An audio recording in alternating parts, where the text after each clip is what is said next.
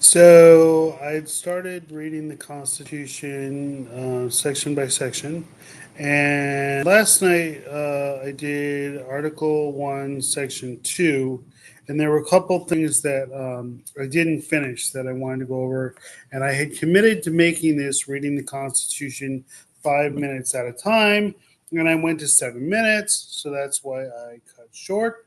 And I wanted to talk about a couple things there, and you notice I have now called it "Reading the Constitution 10 minutes at a time." So something that I wanted to mention was the fact that I apologize. I discussed the fact that that African Americans were considered three-fifths of a person under the Three-Fifths Compromise. But it occurred to me that Native Americans weren't counted at all. And we don't even really talk about that. And I don't believe that's ever been corrected. Anyway, again, this is our Constitution and it's everyone's Constitution, and these are just the words of our Constitution. But I didn't want to talk about the three-fifths issue for African Americans, and it just occurred to me that saying that, and I'm just trying to find the section um, that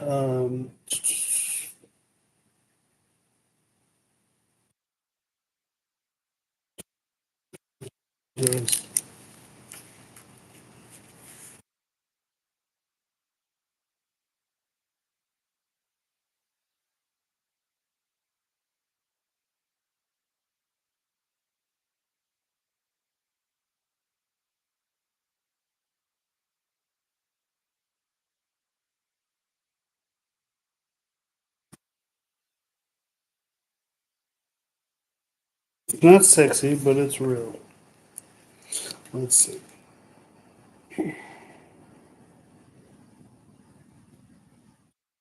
Okay, yes. Determined by adding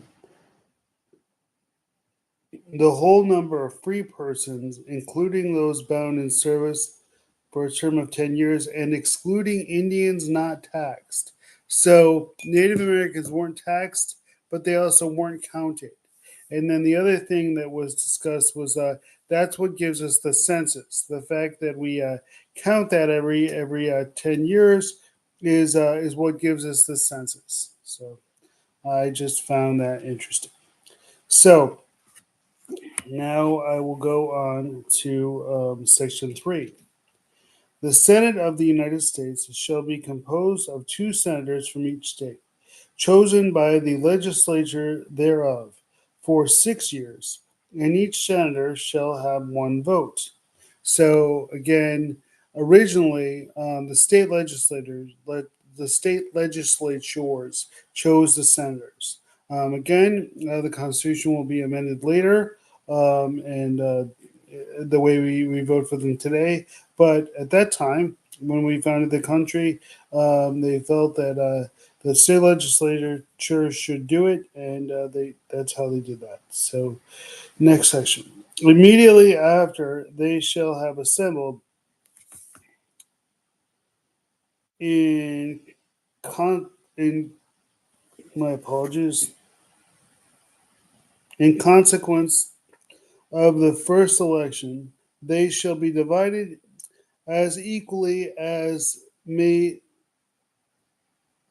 divided as equally as may be into three classes.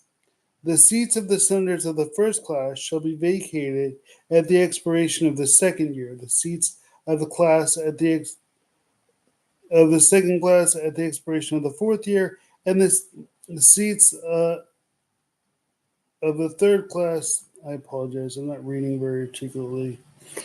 At the expiration of the sixth year, so that one third may be chosen every second year, and if vacancies happen by resignation or otherwise during a recess of the legislature of any state, the executive thereof may make temporary appointments until the next meeting of the legislature, which shall fill the vacancies. So again, in this section, again, just like with representatives, the governors can replace them if the need arises. But something I find very interesting here is, you know, a third of the Senate is elected every 2 years. So whereas the House of Representatives, everyone is elected every 2 years, with the Senate, the yeah, they elect a third of them every 2 years. So right now we have 100. So we do 33, 33, and 34. This year, which I'm speaking in, happens to be a 34 year. But so there's some continuity to the Senate, um, and in the House, it's the entire House. So I find those things interesting. Let's see.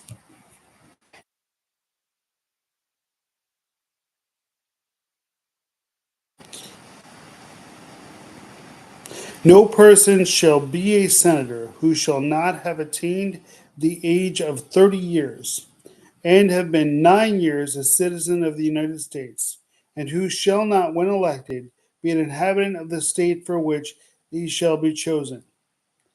So just you have to be a part of it. You have to live in the state in question. And the next section. The Vice President of the United States shall be the President of the Senate, but shall have no vote unless they are equally divided. So, the Vice President of the United States is the President of the Senate. And that's the proper term for them when they're in the Senate. It kind of gets confusing sometimes because they'll be talking about Mr. President or Madam President, and it'll actually be the Vice President because they're President of the Senate.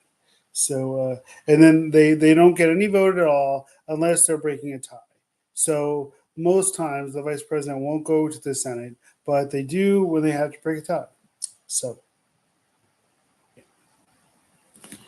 the Senate shall choose their other offices and also a president pro tempore in the absence of the vice president or when he shall exercise the office of the president of the United States. So just basically they're going to pick who's going to run the Senate if the vice president isn't there to run the Senate.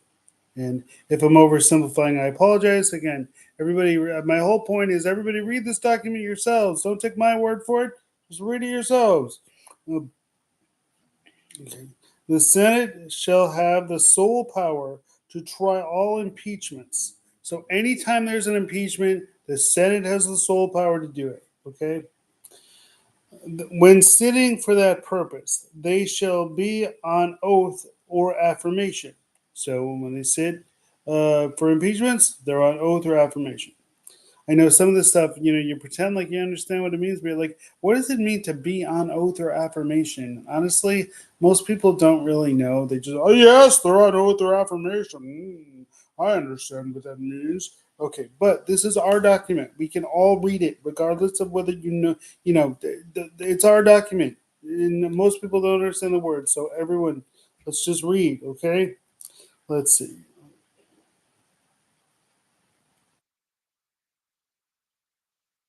When the President of the United States is tried, the Chief Justice shall preside. So, anytime there's an impeachment of the President of the United States, the Chief Justice of the United States presides over the Senate. Okay? And no person shall be convicted without the concurrence of 2/3 of the members present.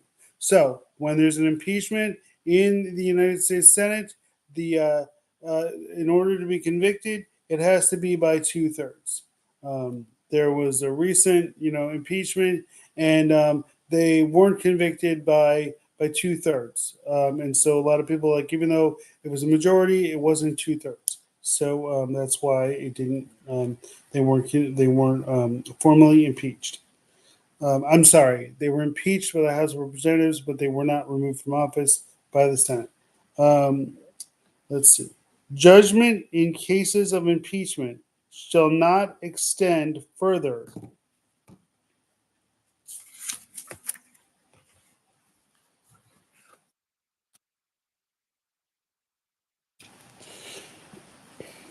Then to removal from office and disqualification to hold and enjoy any office of honor, trust, or profit under the United States.